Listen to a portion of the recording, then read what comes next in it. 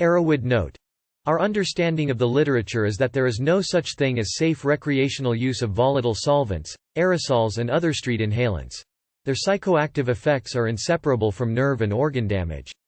We have chosen to include these reports to help document the real-world use of inhalants, but their inclusion is not intended to imply that they are anything but dangerous.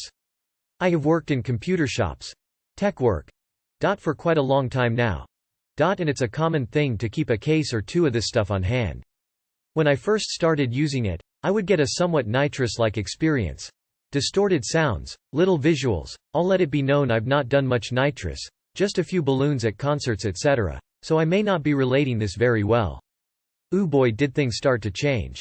I mean, I've done shrooms, LSD, all that. But ooh boy the first sign was a tightening around the temples. And my eyeglasses would seem to move further from my point of view. Things would start to look familiar, but very different. Soon I met Zeb. A quick little mischievous dude, always just running around a corner, and with a devilish laugh that I can still hear. How did I know his name? These creatures, they tend to repeat words or phrases in an echoey sort of manner. Zeb zeb zeb zeb zeb, etc. I remember chasing him around the small office several laps. Thank God nobody was there, before saying to myself, "It's not real, is it?" He never meant harm, but I swear he wanted to drive me crazy. Keep in mind, it wasn't during every session that I would trip this hard, but it came in spurts, usually while I was alone, with some sort of background sounds, TV, radio, other voices. There were others. Blah. Somewhat of an ogre, dim-witted but scary. Liked to sing along with Van Halen Little Green Fairies. When they spoke I was overcome with a sense of joy, peace. Very sentimental to me. They lived among the empty cans.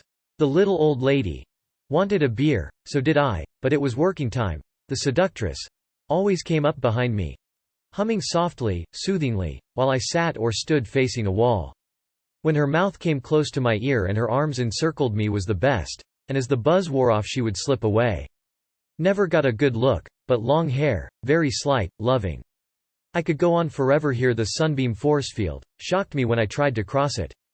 Occasional fear of just having swallowed metal shavings. Time frame of buzz. Not long, 30 seconds to maybe 2.5 minutes. But intense, I would really love to hear from anyone with a similar experience. I don't do this any longer for fear of damage, but it is really a fond memory. I do not regret it in any way. This was true hallucination to me, not distortion of reality, but the real thing. Had a major trip listening to My Woman from Tokyo, during the funky solo part. Tick-tock tick-tock, everything started moving like a pendulum, too sweet.